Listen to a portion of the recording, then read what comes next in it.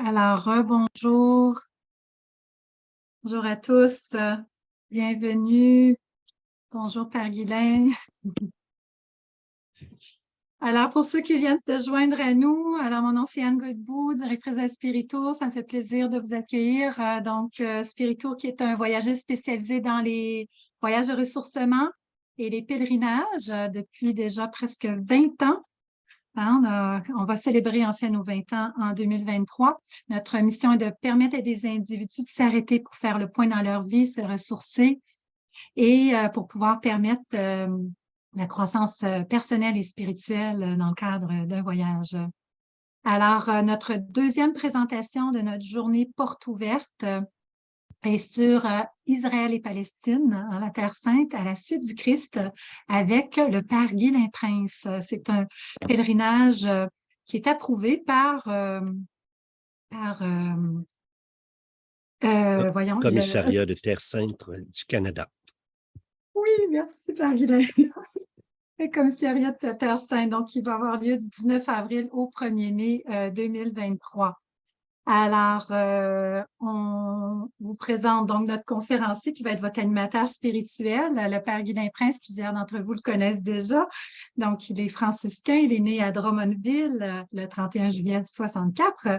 Il est franciscain depuis août 94 et prêtre depuis novembre 2002. Il détient une maîtrise en théologie, concentration écriture sainte et il est présentement doctorant à l'Université Laval à la faculté de théologie et de sciences religieuses. Spécialité le judaïsme ancien et les origines du christianisme. Il est bibliste, YouTuber et conférencier. Il accompagne les groupes en Terre Sainte tous les ans depuis de nombreuses années. Alors, Père Guylain, merci beaucoup d'être avec nous. Je vous cède la parole. Salut tout le monde et bienvenue à cette présentation. J'ai revêtu mon chapeau de circonstance, celui que je porte quand je vais en Israël, et la bure, le vêtement des franciscains de Terre Sainte, qui est les gens, à chaque fois qu'ils me voient avec ça, ils ont l'impression que j'ai chaud à mourir. En fait, c'est pas le cas du tout. En effet, c'est une bure qui est faite pour le désert. Alors, en pratique, quand je le mets devant le soleil, on voit à travers. Alors, c'est un tissu très, très mince. C'est la bure que les franciscains portent. C'est une bure qui a été faite à Jérusalem pour la Terre Sainte. Donc, ne confondez pas ça avec la grosse bure canadienne qui est en grosse laine épaisse et crevante. Même au Canada, d'ailleurs, on ne pourra pas la porter dans les conditions actuelles. Les amis, je vous amène dans un pèlerinage qui est un petit peu particulier. J'ai hérité du pèlerinage du commissariat de Terre Sainte il y a de cela déjà c'est presque 20 ans. C'était une tradition. Un commissaire de Terre Sainte du Canada, c'est celui qui, au Canada, promeut que le Canada, que les gens du Canada pensent à la Terre Sainte, pensent à ces pays qui ont été plus souvent qu'à leur tour en situation de guerre, et puis, etc. Et donc, à chaque année, des Canadiens, les dons que vous faites le vendredi saint, partout dans toutes les églises du Canada, ces dons-là parviennent en Israël, en Palestine, en Syrie, Jordanie. Il y a 7 pays qui font partie de la Terre Sainte. Quand ces fonds-là arrivent en Terre Sainte, ils financent des projets, etc. Donc, le commissariat de Terre Sainte est un petit peu le visage au Canada de cette institution qui est en Terre Sainte depuis Saint François. Les franciscains sont en Terre Sainte depuis 1217, pardon. Et puis, il y a seulement une trentaine d'années où ils n'y ont pas été. Ils pouvaient continuer de circuler en Terre Sainte. C'était les seuls chrétiens dans 30 ans au 13e siècle, mais le reste du temps, on a toujours été là. Et depuis 1342, c'est la grande mission des franciscains qui a été confiée par l'Église catholique. Donc, les franciscains sont en Terre Sainte là-bas depuis toutes ces années. On a fêté le 700e anniversaire de présence. Et donc, moi, je vous amène, disons, avec ma communauté, les franciscains qui êtes présents déjà là-bas depuis ce temps-là. Ils ont déjà été jusqu'à récemment encore 350. Là, ils sont autour de 180 franciscains de partout à travers le monde. C'est la plus importante mission des franciscains. Et quand vous pensez Jérusalem, vous pensez Bethléem, vous pensez Nazareth, vous pensez je ne sais pas moi si vous pensez à Jaffa, mais le mont des Béatitudes, Tibériade, vous pensez peut-être à un grand nombre d'endroits, le mont Sion. Ce sont tous des endroits qui sont au niveau des sanctuaires animés par des franciscains. Donc, ce sont des gens qui ont choisi de servir les pèlerins, d'aider les pèlerins, qui ont consacré parfois leur vie. D'ailleurs, il y a un Québécois, le père David Grenier, de la région de Magog, Sherbrooke, qui a donné tout de suite sa vie comme franciscain pour la Terre sainte. Ben, moi, je l'ai fait, mais d'une autre façon. C'est que tout en demeurant au Canada, ben, j'ai consacré ma vie aux Écritures et, et à la Terre sainte. J'accompagne des groupes chaque fois que je peux, en fait, parce que vous savez que régulièrement, à cause des circonstances, on doit reporter des voyages, mais dès que je peux y aller, dès que tout le monde, tout est garanti, tout est en sécurité. Alors, c'est la même chose avec Spirito. Ne vous inquiétez pas. Des fois, les gens vont vous faire peur. Ils ne connaissent pas. Les autres, ils pensent que c'est tout pareil, ça. Le Proche et le Moyen-Orient. Ils pensent que c'est toutes les mêmes conditions. Ils ne connaissent pas. Ils ne connaissent pas la situation d'Israël, de Palestine.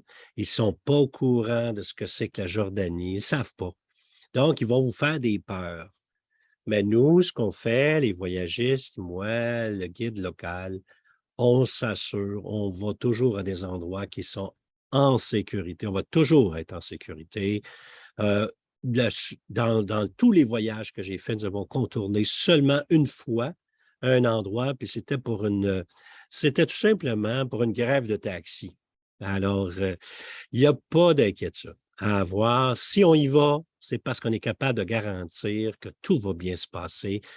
Vous avez 2 guides d'expérience à votre service sur place, moi, puis mon grand ami de Jérusalem, Moti. Et puis, on circule, contourne, on fait tout de façon très posée. J'ai enlevé de ce pèlerinage-là tout ce qui était plus d'ordre touristique pour se concentrer sur la géographie, la beauté, les lieux significatifs, les points de vue. Et puis, c'est ça qu'on va voir ensemble. On va parcourir ensemble le programme du pèlerinage. Et puis, partant de là, ben, on va se trouver à avoir une meilleure idée. Alors, la première chose qu'il faut savoir, c'est que c'est un pèlerinage qui est recommandé par le Commissariat de Terre sainte du Canada, c'est-à-dire par l'entité qui est responsable d'à peu près 85 des lieux saints qu'on va visiter. Donc, il n'est pas nécessaire d'entrer dans le détail, mais moi, je me sers beaucoup de la géographie du lieu pour prier. Je me sers beaucoup, non pas de l'archéologie seulement dans une perspective très scientifique ou très sèche. Non, moi, une des grandes forces, ou c'est plutôt un des plus grands accents de ma vie, c'est de faire connaître les gens au quotidien à cette époque-là et comment les Écritures se déploient, comment les Écritures deviennent encore plus parlantes quand on comprend les gens de cette culture-là et cette période-là. C'est qu'à mon avis, les Écritures sont naturellement spirituelles quand on est bien informé sur les conditions de vie, quand on est bien informé sur la culture de Jésus, sur la culture des gens. Donc, on entre tranquillement dans cette chose-là. Puis, bien sûr, on lit les textes bibliques qui sont pertinents. Généralement, disons, vers le début, on se concentre un petit peu plus vers l'Ancien Testament. Puis là, à partir du moment où on arrive en Galilée, bien sûr, là, on parle plus du nouveau, de la naissance, la première partie de l'enseignement de Jésus. Puis ensuite, on va voyager vers Jérusalem. Donc, il y a 3 grands lieux importants qu'on garde en tête. Le sud du pays, l'Ancien Testament, alors là, on va avancer, exact. On va avancer. Donc, la première chose qu'on fait, c'est qu'on vous accueille à l'aéroport ici à Montréal. Et on voyage ensemble jusqu'à la plupart du temps, et c'est le cas encore ici, ça se fait en 2 étapes. On a un premier arrêt en Europe. Vous savez quoi? Je ne sais pas pour vous autres, là, mais moi, je ne suis pas trop friand d'être 13 heures dans un avion. Je préfère y aller 4h30, 5 heures, 6 heures. On se dégourdit les jambes, puis après ça, on fait un petit vol de 2 heures, 3 heures. Ça dépend évidemment quel est notre arrêt en Europe. Ensuite, on arrive à Tel Aviv. Et là, Tel Aviv, les gens sont tous surpris d'apprendre que c'est une ville moderne. Écoutez, pas juste les Montréalais qui disent ça, les Israéliens aussi disent que Tel Aviv et Montréal ont énormément de points communs. Énormément de points communs. C'est une ville avec la ceinture, autour de 3,5 millions. Mais comme vous voyez, Tel Aviv est construit sur le bord de la mer. C'est une ville qui est très étendue parce que c'est un demi-cercle, parce que c'est sur une rive. Donc, elle s'étend, elle est grosse. C'est une grosse ville, c'est une grande ville. C'est une ville, il y a beaucoup de... Alors, nous, ce qu'on fait, c'est qu'on atterrit à Tel Aviv, mais on s'en va tout de suite de Tel Aviv. On s'en va vers le désert. Parce que moi, mon objectif et le principe est le suivant, c'est que on fait un atterrissage en douceur et on s'en va vers le désert du Negev. Negev veut dire vers le sud. Le grand désert du Negev, qui est une beauté à couper le souffle. Et on passe toute nos 2 premières nuits, notre première journée, dans le désert du Negev. On va voir des choses absolument sublimes là-bas. On visite des parcs naturels. On lit des textes de l'Ancien Testament en imaginant ce peuple qui se déplace dans le désert d'autrefois. Et donc, pour moi, c'est vraiment d'abord un repos physique après le voyage. 2, le fait d'être replongé dans la vie spirituelle du peuple de Dieu. On va rafraîchir certains grands textes de la Première Alliance. Et ça, on va le vivre en étant dans la nature du désert, dans les paysages du désert. C'est absolument... En anglais, c'est breathtaking. Ils disent ça coupe le souffle. Et donc, c'est comme ça, on s'ouvre sur l'infini en étant au désert. Et là, c'est un petit pays. Il ne faut jamais perdre de vue que cette région-là, ce n'est pas une grande région. Mitzpé Ramon, le cratère Ramon, c'est un cratère assez particulier. C'est comme si la Terre s'était cassée et puis qu'elle s'était déplacée. Et puis, donc, il y a comme un creux. Et puis, dans le fond de ce creux-là, il y a des sections où la terre est différente. Vous avez des buttes comme ça, brun, gris, qui représentent différents types de minerais.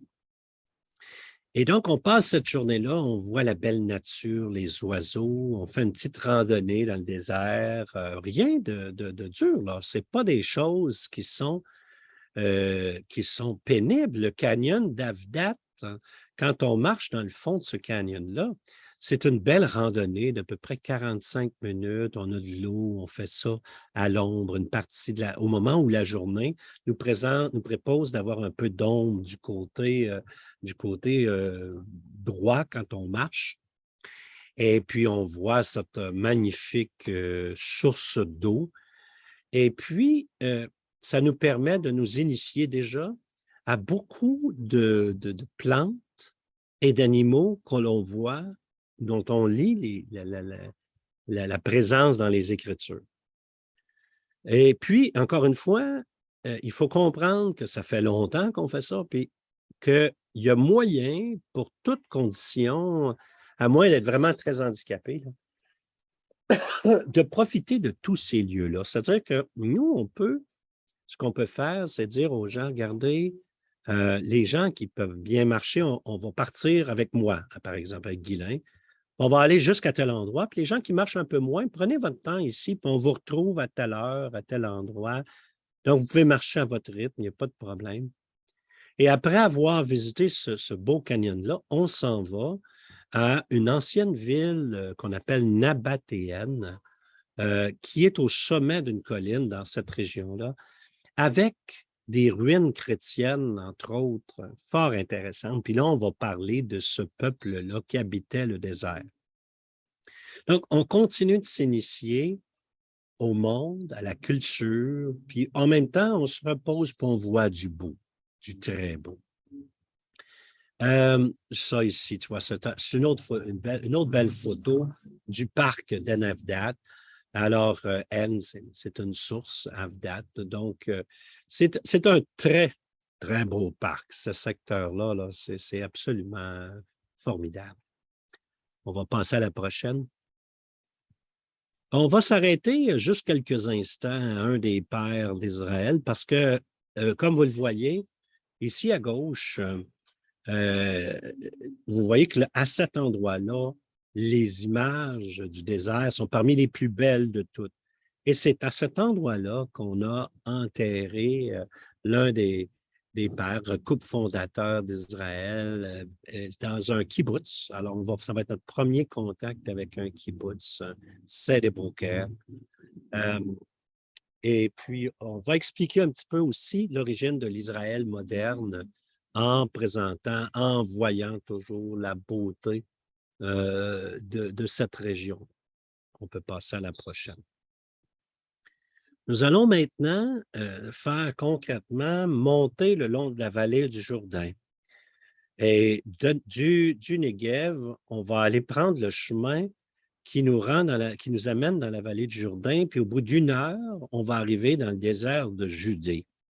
Et là, on va remonter la vallée du Jourdain jusqu'à la Galilée. Mais ce qu'on va faire, c'est que là, on va prendre connaissance de la société et de décor de l'époque de Jésus.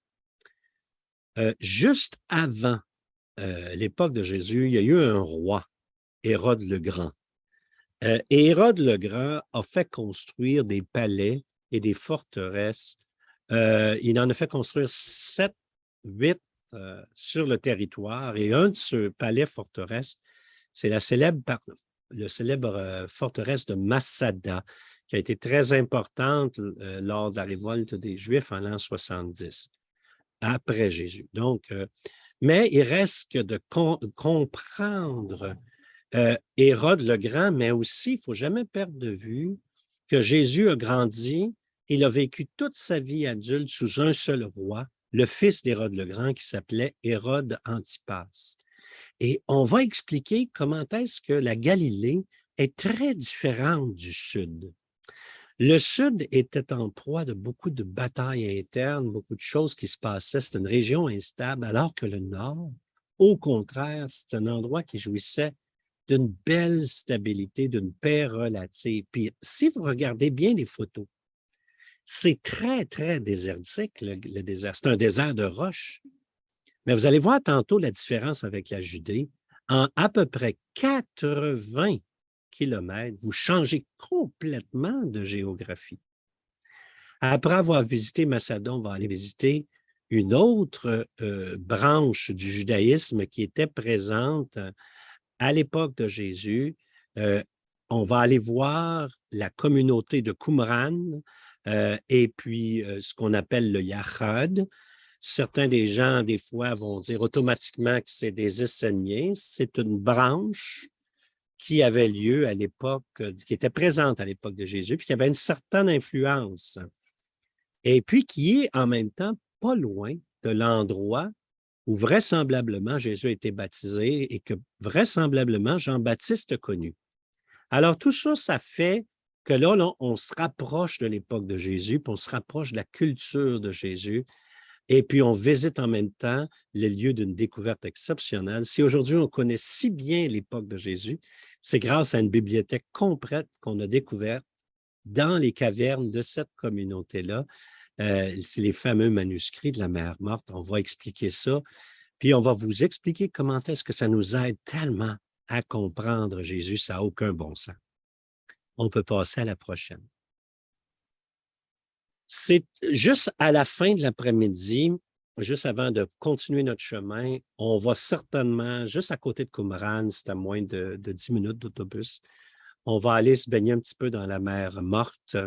Il faut que vous fassiez l'expérience une fois dans votre vie de cette mer Morte où l'eau est 10 fois plus concentrée en sel que la mer ordinaire, si bien que l'eau a une consistance pratiquement comme de l'huile.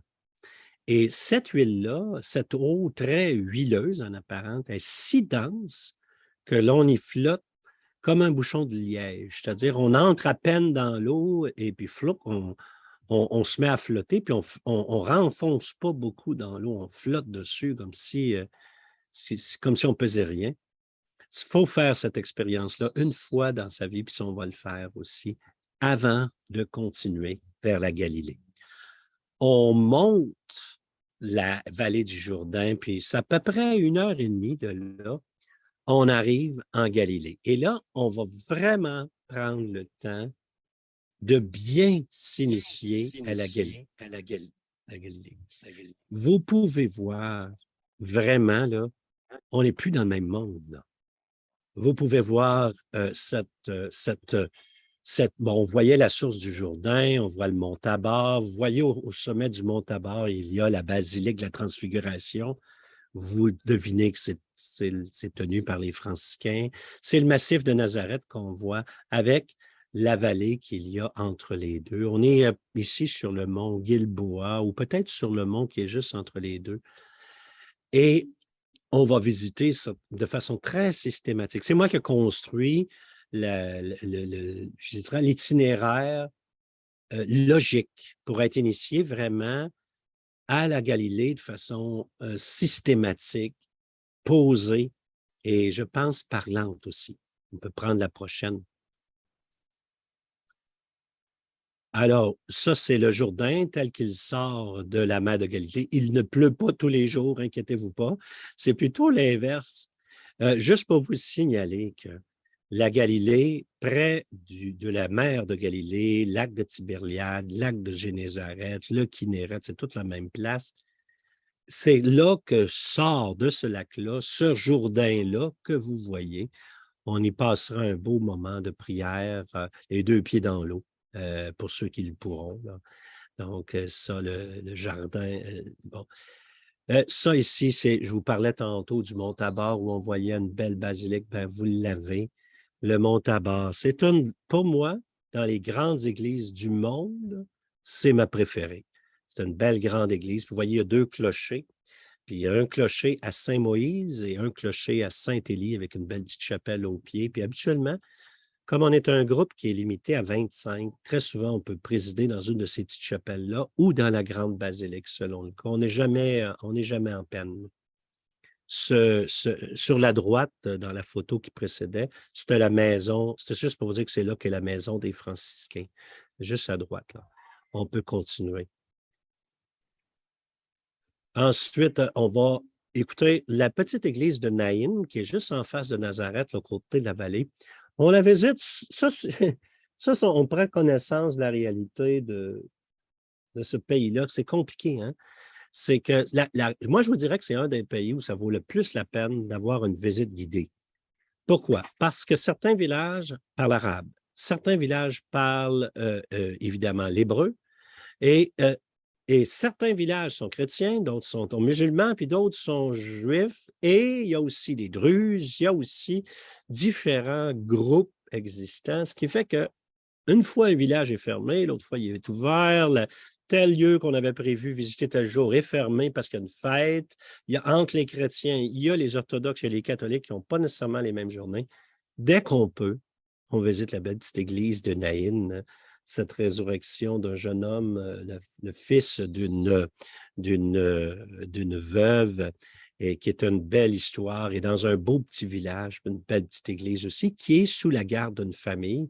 Maintenant, ça arrive des fois que la famille n'est pas là, mais on appelle d'avance pour s'assurer qu'ils sont là pour nous ouvrir. Mais ça, c'est quelque chose qui est très rare dans les pèlerinages habituels. On peut passer à la prochaine. Vous avez ici Cana, où j'ai demeuré pendant 3 semaines. C'est un endroit, une fraternité. Ce sont des recherches archéologiques fort intéressantes aussi, qui remontent à une synagogue à l'époque de Jésus. Il y a aussi une église un peu plus récente, à l'époque byzantine. Puis, c'est une jolie église et c'est un endroit qu'on aime s'arrêter de façon significative. Je vous dirais que tous ceux qui sont en couple, il y en a qui demandent à renouveler leur promesse de mariage à cet endroit-là. Euh, et puis, je me prête volontiers à ça, mais j'en profite aussi pour tous ceux qui ont d'autres formes d'engagement, de faire vivre une petite démarche sur place. Et puis, habituellement, frère Joseph nous accueille de façon extrêmement bienveillante, un frère du Ghana. On peut passer à la prochaine. Et puis, moi, je dirais, dans les éléments qui me distinguent beaucoup, c'est que j'aime aller à des points de vue, des endroits où on va comprendre d'un seul regard le pays de Jésus. Et le parc du Mont-Arbel, c'est un parc, c'est que dans un seul regard, on voit le massif de Nazareth, on voit la Haute-Galilée, on voit la vallée du Jourdain, puis on voit le lac de Guénézareth. On comprend tout de suite le pays de Jésus. On voit les chemins qu'il a pris pour se rendre de Nazareth à Capharnaüm. On voit où était Magdala. On voit où était Tibériade. On devine où est, même quand il fait beau, on peut deviner où était Séphoris, la capitale. Bref, il y a des points de vue comme ça qu'on a tout au long du voyage qui nous permettent de saisir immédiatement un paquet de choses des Écritures. Bien, ça, c'en est un. Ça, c'est un de ces lieux-là. On peut passer à la prochaine. On passe une journée complète à Nazareth. Alors, regardez pas ailleurs, personne ne fait ça. J'ai composé une journée complète à Nazareth qui est unique.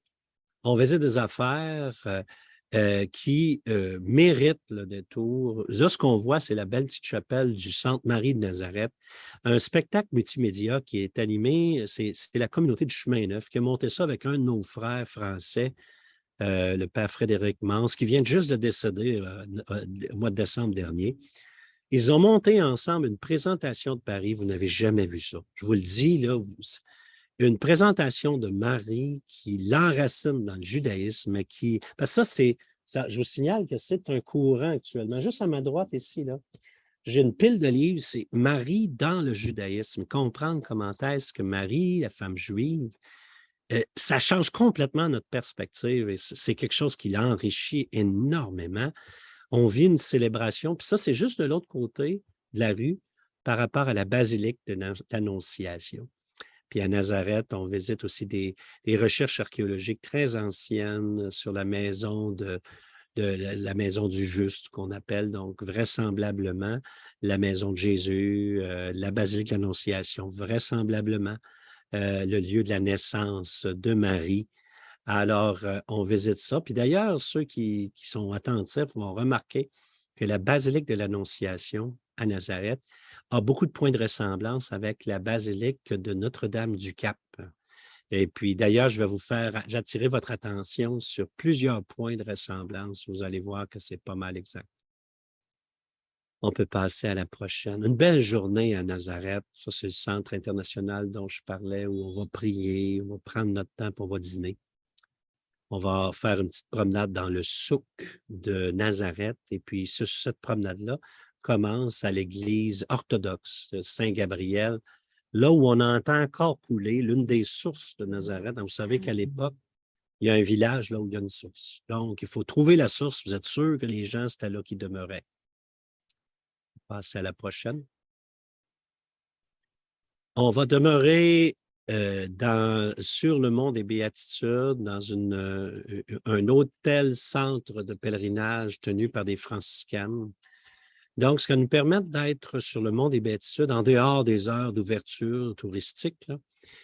Et donc, une partie des hauts points de ce pèlerinage-là, c'est de pouvoir relire lentement le serment sur la montagne en étant à un endroit qui est au pied, vraiment, c'est au pied de ça qu'une grande partie du ministère public de Jésus s'est tenue. On va être capable, sur cette petite montagne-là, de voir très clairement, comme je disais tantôt, on va revoir, mais d'un autre point de vue, on voit Tibériade, la source du Jourdain, pas la source, la sortie du Jourdain, Tibériade, Magdala, puis là, on s'en vient, puis on va voir Dalmanutha, on va voir Capharnaüm, on va voir même Chorazin, on va la deviner en haut, là, et Bethsaïda, où on vient juste de faire une découverte majeure d'une église du 5e siècle qui est dédiée à Saint-Pierre. Ça, je vous parle au mois d'août, là. Donc, les recherches archéologiques continuent. Alors, ça va être bien intéressant de continuer, de visiter tout ça. Alors, voilà. On va tous visiter ces villages côtiers. Le Mont des Béatitudes lui-même, la belle petite chapelle et surtout ses jardins. Habituellement, on a une célébration eucharistique dans les jardins du Mont des Béatitudes. On peut passer à la prochaine. On va aller à Tabga, qui est un endroit qui est décrit par une femme pèlerin déjà du 4e siècle. Elle décrit la pierre, elle décrit ce qu'on va voir sur le bord de l'eau. C'est souvent un endroit aussi, il y a un grand arbre qui est là, puis qu'il y a de l'ombre. C'est souvent un endroit où on va se mettre les pieds dans la mer de Galilée et où on lit des textes associés avec cette région-là, entre autres le fameux texte de la rencontre de Jésus là, avec ses disciples après la résurrection, mais pas exclusivement. On peut passer à la prochaine. Ça, c'est l'intérieur, la même petite église. Alors, on peut passer à la prochaine. J'aime beaucoup la primauté de Pierre, on en parlera. L'église, ça, c'est un des rares lieux saints qui est tenu par des moines allemands. Et puis, donc, c'est une belle église. C'est la plus vieille fresque chrétienne. Et puis, multiplication des pains et des poissons dans un lieu que l'on nomme explicitement dans les évangiles. Fait que ça va être intéressant parce que c'est un endroit où convergent 7 sources. Et puis, c'est ce que veut dire le nom du lieu. On passe au prochain. Très bel endroit. Je ne suis pas chauvin, 2 pour 2 sous. Autant je suis fier que les franciscains, nous ayons cette belle mission-là, autant quand des moines allemands comme là, font un lieu de pèlerinage absolument fantastique. Moi, je suis très heureux d'en faire la promotion aussi. Et puis, on fait une belle petite croisière, c'est 1h15 habituellement. On fait affaire avec quelqu'un qui est vraiment fin, c'est sûr que là-bas, comme ici, des fois, il y a des gens qui sont très axés sur l'argent, mais il y a des gens qui font ça comme un ministère de bienveillance, de prendre soin de nous autres. On va toujours au même gars, même endroit, puis on est bien servi, vraiment, là. Voilà, continuons. Je vous parlerai plus du propriétaire des bateaux. Des fois, c'est lui qui nous conduit, mais souvent, c'est un de ses employés. Fait que je ne veux pas trop en dire sur le propriétaire, mais il y a tellement de belles choses à dire sur lui. Capharnaüm, c'est un lieu que les franciscains ont l'espèce de... Vous voyez dans dans la recherche archéologique, vous voyez une espèce de gros point, là.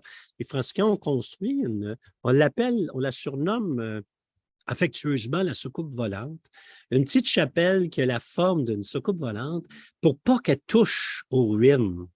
Et le plancher est en verre, et le plancher de verre est au-dessus de ruines d'une église du 5e siècle, et on a identifié la maison de Pierre quand il était à Capharnaüm, ou en tout cas, là où, semble-t-il, Jésus aurait demeuré. Mais c'est très intéressant de visiter les ruines de Capharnaüm. On va expliquer comment les maisons étaient construites. C'était toujours des maisons de clans. Ce n'est pas des maisons d'une personne, là, une famille, un père, une mère, des enfants. C'est toujours un groupe de familles. On va tout expliquer ça là-bas. Et puis, c'est tout en roche volcanique, donc en roche noire. Vaut la peine de visiter ça. C'est pas une erreur, c'est juste pour vous dire que la petite église orthodoxe qui est là, on la voit de loin, mais on ne la visite pas. Celle qu'on voit, c'est la soucoupe volante des franciscains, mais c'est sans gravité. On peut passer à la prochaine. Oh, et le bord de mer, là, est absolument magnifique. Et là, quand on a revisité la Galilée, puis on comprend très bien Jésus, d'où il vient, les traditions qu'il a transmises, etc., on recommence notre descente et on visite la ville de Jéricho. Et puis, le mont des Oliviers. Fait que là, on fait littéralement l'itinéraire que faisait, par exemple, le village de Nazareth. Pour quitter Nazareth, aller en pèlerinage à Jérusalem, on va partir de juste à côté de Nazareth et on va faire le trajet des caravanes. Et on passe par Jéricho juste avant de remonter vers Jérusalem pour arriver par le mont des Béatitudes. On peut passer à la prochaine. Dans Jéricho, il y a quelque chose d'assez extraordinaire.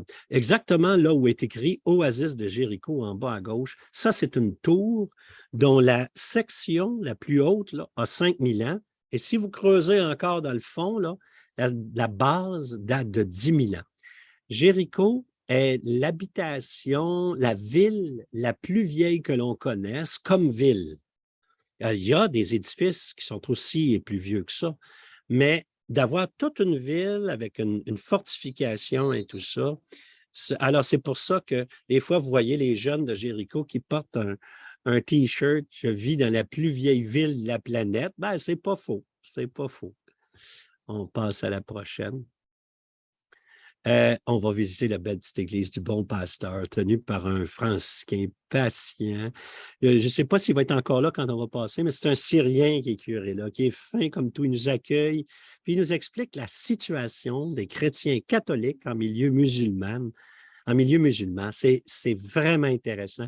Une belle petite église qu'ils ont tout rénové grâce aux dons des Canadiens. Les Canadiens ont donné pour la Terre Sainte il y a 2 ans. Et le projet, c'était la rénovation de cette petite église-là.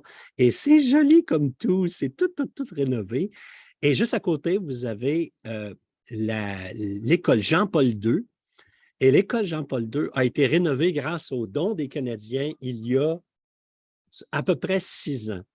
Alors, Jéricho sont contents quand ils reçoivent un groupe canadien. C'est vraiment, ils sont accueillants, là, vraiment. On peut aller au prochain. On va voir de loin, on n'ira pas au monastère du Mont des Tentations. C'est juste pour vous dire qu'on va au pied de ça, puis on explique tout le désert de la Judée, la réalité du désert de Judée à cet endroit-là. On s'achète habituellement des bonnes oranges, des pamplemousses, des citrons qui grandissent dans la vallée, l'oasis de Jéricho. Jéricho est à la fois une oasis, c'est-à-dire qu'il a une source en son cœur, mais il doit détourner des sources qui viennent de 3 endroits différents pour avoir assez d'eau pour tout le monde. Et juste avant d'arriver à Jérusalem, on visite, ils appellent ça l'auberge du Bon Samaritain. Et puis, donc, il y a une belle parabole de Jésus, le bon Samaritain. Puis on visite un monastère, les ruines d'un monastère très joli, très, très joli. Puis ça, c'est un bel arrêt juste avant d'arriver à Jérusalem. Je peux vous dire une chose, hein, une fois l'air climatisé de nos autobus a flanché parce que l'autobus, ça monte là, très à pic et c'est chaud. Et donc, juste pour vous dire rapidement que c'est un bel arrêt, qu'il fait chaud ou froid, c'est un très bel arrêt pour tout le monde, mais aussi pour notre autobus. On arrive sur le mont des Oliviers, puis quand on est sur le mont des Oliviers, ben, de l'autre côté du mont des Oliviers, ce qu'on voit, c'est Jérusalem.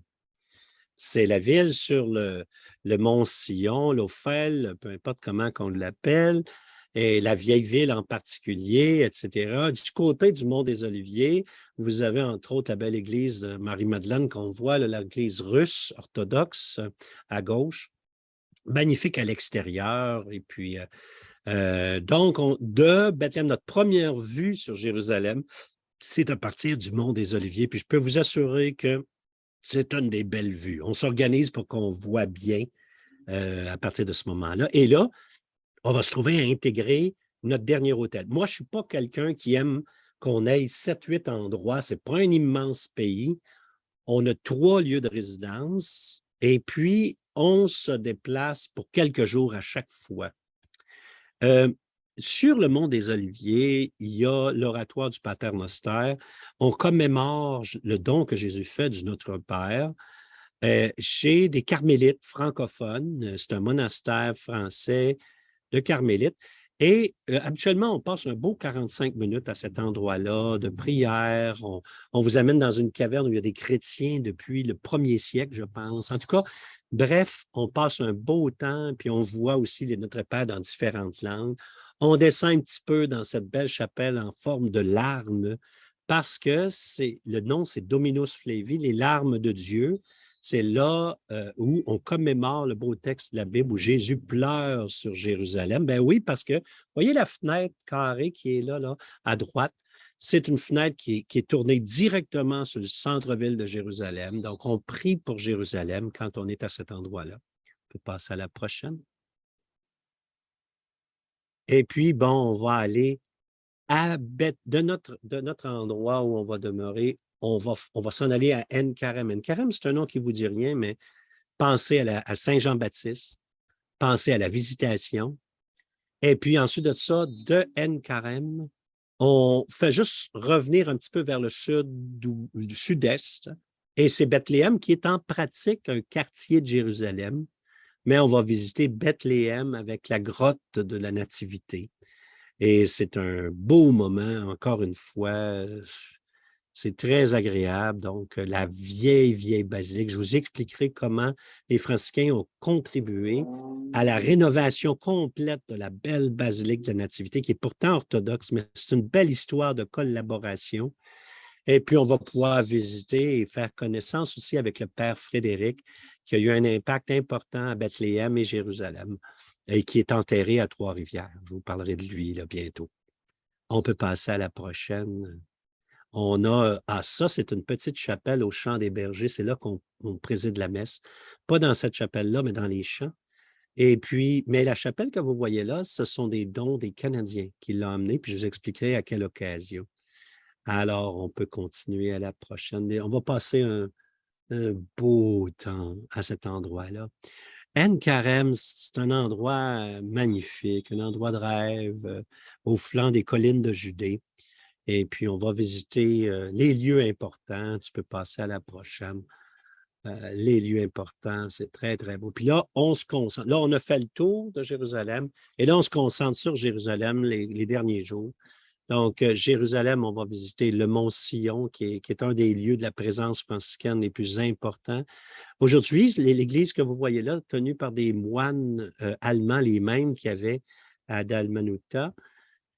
Et puis donc, on va aller sur le mont Sion, tout le secteur sud-ouest, quartier juif. Ça, c'est le lieu dit de la Seine, le Cénacle. On va avoir le beau petit monastère des franciscains juste à côté de ça. Ça, c'est le monastère des moines bénédictins. On peut tourner encore. Et puis, on va visiter l'église Saint-Pierre en Gallicante, qui est tenue par les Assomptionnistes français. Très, très beau, très bel endroit. On va essayer de se sensibiliser à beaucoup de choses associées avec la passion de Jésus. Et puis, ça, c'est une des belles grandes portes de Jérusalem, celle de Jaffa. Moi, ma chambre, elle donnait directement sur cette porte-là. Donc, un beau portail. La vieille ville de Jérusalem, ça, c'est la piscine de Bethesda. Et puis, écoutez, on va passer la journée au complet, les 2 journées complètement dans la ville, à marcher, à se promener. En passant, la ville de Jérusalem est la ville de l'Antiquité la plus accessible pour les personnes en chaise roulante qui ont des difficultés de marcher. On va aller dans le quartier juif, on va visiter les ruines au pied du mont du Temple, on va aller à ce qu'on appelle au mur des Lamentations, dont le nom officiel, c'est le Kotel. Si c'est possible, on va aller aussi visiter, c'est inégal, hein? Des fois, on peut y aller, des fois, on ne peut pas y aller. Il faut être disponible. Peut-être qu'on va pouvoir visiter le Dôme du Rocher, peut-être pas. Habituellement, c'est juste l'esplanade qu'on peut visiter. On va revivre le chemin de croix dans les rues de Jérusalem. On va visiter le Saint-Sépulcre. Là, ça, c'est une des dernières, juste avant d'arriver à l'église du Saint-Sépulcre et de la résurrection. Puis je vais expliquer que dans cette église, il y a la colline du Golgotha et l'église de la résurrection. On va passer au prochain. jardin de Gethsémani avec sa basilique, sa belle basilique des Nations au Gethsémani. On peut continuer. C'est très, très beau à visiter, vraiment.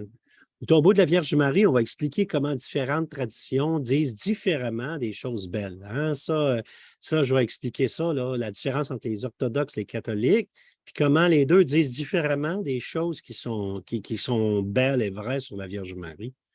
On passe à la prochaine. Et on va se trouver à se rendre à Jaffa, donc le port de Jérusalem. Jérusalem est dans la montagne, mais le port de Jérusalem, depuis très longtemps, c'est Jaffa. Fait qu'on va visiter ce port-là. Il y a une belle petite église à Saint-Pierre, un très beau point de vue sur Tel Aviv. Et nous allons nous rendre à Césarée. Donc, on va faire comme contourner la ville à un temps qui se convient. Puis, on va aller visiter Césarée-Maritime. C'est notre dernière journée parce que c'est un petit peu comme, voici d'ici la foi quitte le berceau original pour s'en aller aux confins de l'Empire romain.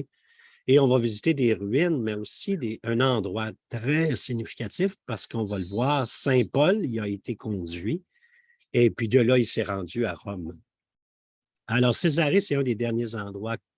Et vous voyez, c'est un itinéraire spirituel qui part de la première alliance, l'enfance et les premières années d'enseignement de Jésus en Galilée, la Passion et Jérusalem, pour s'en aller visiter finalement le lieu d'où le christianisme est parti vers l'Empire romain.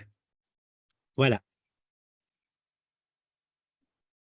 Oui, toujours Jaffa, ça c'est très joli. Puis on reprend notre trajet Tel Aviv, Montréal. On revient ici, le cœur rempli d'images. Et on discute aussi à l'aéroport, dans le voyage, et puis, etc. Puis on se sépare avec quelques Kleenex, quelques mouchoirs, mais le cœur bien rempli. Voilà, les amis. C'est notre itinéraire. Merveilleux. Merci beaucoup, Père Guilain. Vraiment, très belle présentation. Donc, quelques mots sur les informations du voyage, sur le voyage avant la période de questions. Déjà, je vous le dis à l'avance pour vous préparer. La période de questions, vous pourrez soit poser vos questions dans le Q&A, Q&A en anglais, Q&R en français. Donc, dans le bas de l'écran, vous allez voir dans le menu, ou si vous êtes sur une tablette, je pense que ça apparaît dans le menu en haut.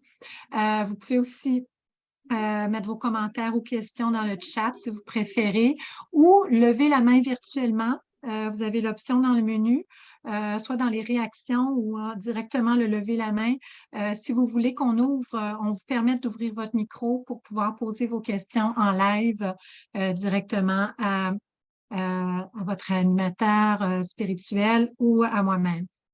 Donc, des petites informations techniques. Donc, le prix en réservé tôt, un réservé taux qui est valide encore jusqu'au 19 décembre, donc qui est de 4 996 $ par personne, toute taxe incluse. Donc, c'est un rabais de 100 $ si vous inscrivez avant cette date. Et puis, on vous encourage à vous inscrire vite parce que les places sont limitées. Sont limitées à 25, comme le Père Guilain l'a dit, et on est déjà rendu à 16 inscriptions. Alors, il reste à peine 9 places, donc faites vite, c'est premier arrivé. Voilà. Le supplément pour une chambre individuelle est de 1 377 $, taxes incluses pour toute la durée du séjour. Selon disponibilité, les quantités sont limitées. Si vous êtes seul, on offre le service de jumelage si vous préférez. Donc, vous pouvez sélectionner l'occupation double, demander d'être jumelé. Par contre, contrairement à d'autres voyages, nous n'assumons pas les frais, le supplément si on n'arrive pas à vous jumeler. On a quand même souvent des demandes de jumelage, mais on ne peut pas le garantir. Voilà. Voilà, pardon, qu'est-ce que ça comprend? Donc, le vol aller-retour Montréal-Tel Aviv avec Lufthansa et Austrian Airlines. Donc, à l'aller, c'est un arrêt à Vienne, à peine 2 heures d'escale pour la connexion. Et au retour, c'est un arrêt à Francfort avec une escale de 2-3 heures pour le retour.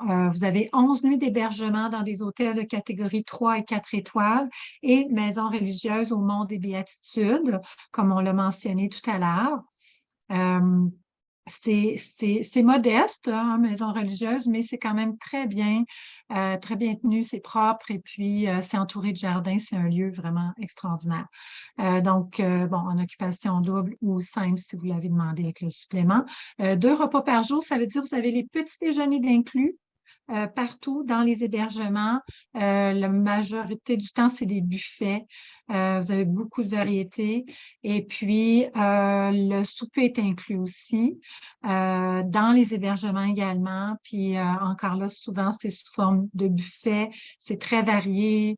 Beaucoup de sortes de salades, de différentes sortes de viandes également, poissons. On est proche de la mer, fruits de mer parfois. Enfin, vous allez voir, là, on mange très bien en Terre Sainte. Ensuite, vous avez tous les transferts, bien sûr, tout le transport là, en autocar climatisé selon l'itinéraire. Je ne sais pas pourquoi on a écrit minibus. Vous risquez d'avoir à 25 personnes, ça risque d'être un autobus quand même assez grand, là, au moins un 30 passagers, 30 à 50 passagers là, d'autocar. En tout cas, vous allez être bien là. Donc, chacun va avoir son siège chez des autocars grand confort. Toutes les visites mentionnées dans l'itinéraire sont incluses. Les services d'un guide local francophone accrédité et l'animateur spirituel, Guylain Prince. Toutes les taxes sont incluses. Qu'est-ce qui n'est pas inclus? Les assurances voyage, c'est toujours en option parce que certains ont déjà des assurances voyage, peut-être avec votre carte de crédit. Si c'est le cas avec la carte de crédit, vérifiez bien qu'est-ce qui est inclus avec votre assurance voyage. Parfois, c'est très limité et on peut peut-être vous offrir de complémenter l'assurance que vous avez déjà. Nous, on offre l'assurance Croix-Bleue qui offre un excellent service. Donc, il y a différents types d'assurance. Vous avez l'assurance soins médicaux d'urgence qui est vraiment, en fait, c'est obligatoire présentement pour entrer en Israël. Ils demandent une preuve que vous avez une assurance soins médicaux d'urgence ou une assurance là, médicale de voyage qui couvre le COVID. Alors, ça, c'est très important. Je mentionnais tout à l'heure, là, ceux qui étaient là, mais je vais le répéter, la Croix-Bleue a changé depuis le 1er novembre. L'assurance annulation et interruption de voyage ne comprend plus le COVID, c'est en option. Vous pouvez prendre l'option pandémie pour le rajouter. C'est quand même, le COVID est toujours inclus dans soins médicaux d'urgence. C'est-à-dire, si pendant le voyage, vous aviez le COVID, puis c'est un soin, ça demande des soins médicaux d'urgence, bien, vous êtes couvert complètement avec la Croix-Bleue. Par contre, si vous avez presque pas de symptômes, ben d'office, si vous prenez juste le forfait de base pour annulation et interruption de voyage, ce n'est pas inclus, mais si vous prenez l'option, c'est inclus. Donc, que ce soit une annulation si vous attrapez le COVID avant de partir ou toute autre maladie, vous allez être remboursé. Et pendant le voyage, si l'interruption de voyage, bien, ça vous couvre si vous tombez malade ou si vous avez de la mortalité dans la famille qui font que vous devez interrompre le voyage et revenir d'urgence ou vous devez vous isoler à cause du COVID dans votre chambre d'hôtel, bien, ils vont vous rembourser la partie du voyage dont vous n'aurez pas pu profiter et ils vont vous rembourser aussi votre billet d'avion si vous devez revenir d'urgence qu'il reste juste des sièges en classe à faire qui coûtent 5 000 $. Il n'y a pas de limite. Pour l'interruption de voyage, c'est illimité le montant pour vous faire revenir d'urgence ou si vous devez rester plus longtemps à l'hôtel parce que vous devez vous isoler, ben ils vous couvrent pour l'hébergement, pour les repas, les frais de subsistance et le billet d'avion si vous devez changer votre date de retour. Alors, on vous conseille fortement de prendre l'option pandémie. Il faut le demander au moment de l'inscription. Et maintenant, vous devez vous inscrire pour l'option pandémie pour que ça soit inclus dans l'assurance annulation. Vous devez vous inscrire dans les 5 jours au moment du dépôt. Vous avez 5 jours pour adhérer à l'assurance annulation. Alors, c'est important de le faire tout de suite. Il y en a qui ont peut-être déjà lu dans notre documentation, on vous conseillait d'attendre que le départ soit garanti. Alors, ça, ce n'est plus le cas. on vous encourage à acheter tout de suite l'assurance si jamais on n'avait pas assez de monde, mais en fait, je pense qu'il est déjà garanti le départ avec le père Guilain. Mais si jamais Spiritour devait annuler parce qu'il n'y aurait pas assez d'inscriptions, vous êtes remboursé à 100%, non pas seulement le voyage, mais les assurances aussi sont remboursées à 100%. Alors, ne tardez pas à vous inscrire et de souscrire aussi à l'assurance si vous en avez besoin. Donc, voilà. Où est-ce que j'étais rendue? Donc, l'assurance voyage, les pourboires, donc, c'est à part. Chez Spirito, on a pour dire que les pourboires, c'est selon la satisfaction du service. Puis dans certains pays, il y a certains pays où la pratique des pourboires est un peu différente. En Terre Sainte, les gens s'attendent vraiment à des pourboires. Et puis, il y a beaucoup d'endroits où il faut laisser des pourboires. Souvent, les gens n'ont pas de change, ils n'ont pas de liquide sur eux. Alors, on recommande fortement une enveloppe de pourboires, mais ça, on va en reparler. Il va y avoir une rencontre pré-départ environ un mois avant de partir, 3-4 semaines avant de partir, où on va vous donner toutes les informations et ça, on va en rediscuter. C'est jamais obligatoire, c'est une suggestion, mais il y a possibilité de fonctionner avec une enveloppe de pourboire. On vous suggère de prévoir environ 130 $ qu'on utilise l'enveloppe ou pas. Et puis, voilà, donc si chacun gère ses pourboires, on vous conseille fortement de sortir des petites coupures en argent américain. Tout se paye en argent américain. Ça, on va en reparler aussi à la rencontre pré-départ. C'est pas nécessaire d'acheter des shekels. L'argent américain est roi là-bas et tout peut se payer en argent américain. Bien sûr, il faut prévoir un budget pour les dépenses personnelles, pour les repas du midi qui ne sont pas inclus, boissons, repas, si vous voulez un petit verre de vin en même temps de votre souper. Ça, c'est à vos frais. Les frais de droit d'entrée pour les appareils photo. Bon, les admissions dans les sites, les monuments, c'est toujours inclus, c'est dans votre forfait. Mais des fois, si vous voulez filmer, ils peuvent charger des droits d'entrée pour des appareils photo, caméras. Donc, ça peut être exigé sur certains sites. C'est plutôt pour ceux qui arrivent vraiment avec la grosse caméra, là.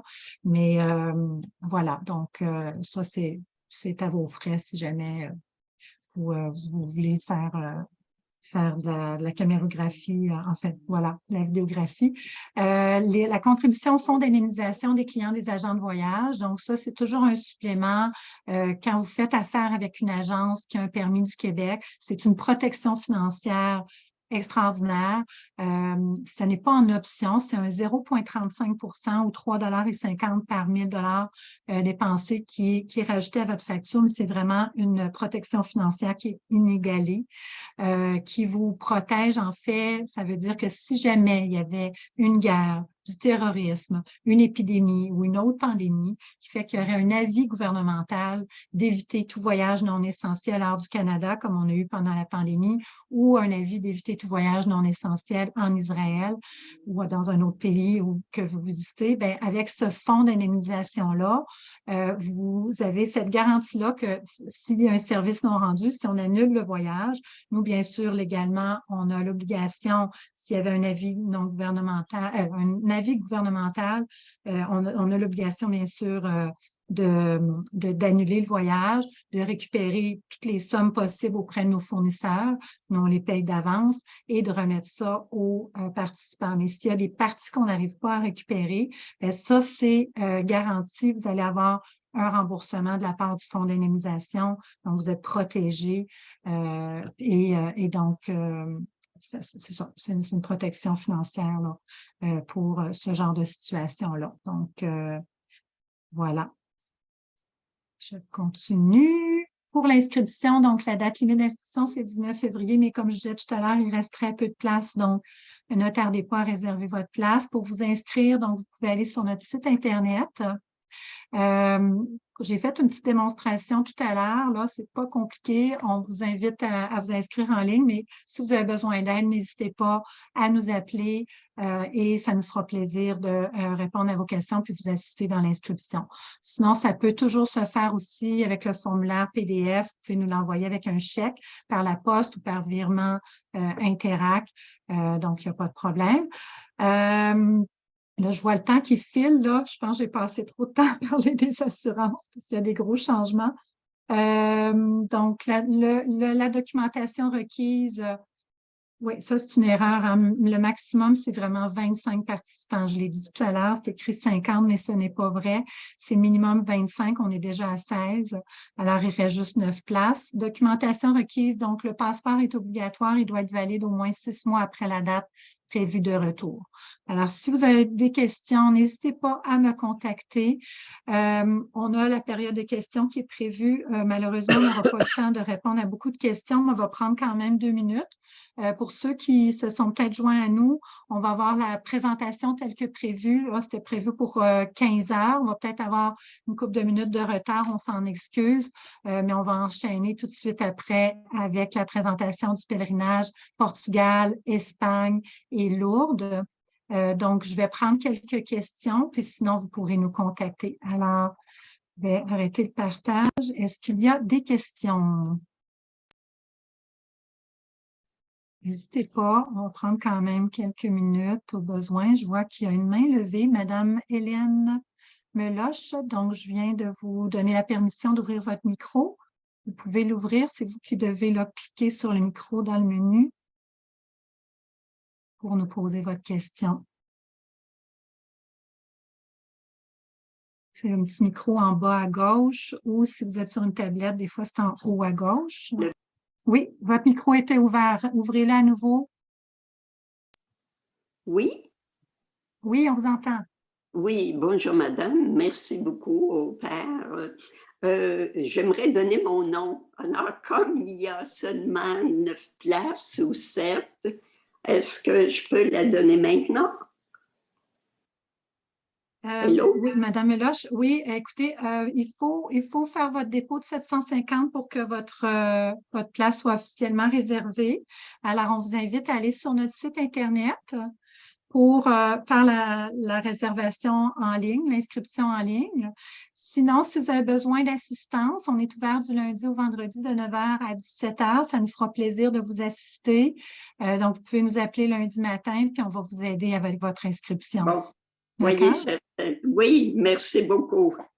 Ça me fait plaisir. Merci. C'est rien. Est-ce qu'il y avait d'autres questions? OK. Alors, Père Guilain, je vous laisse le mot de la fin. Au plaisir de vous voir si possible, puis sinon, à une autre année.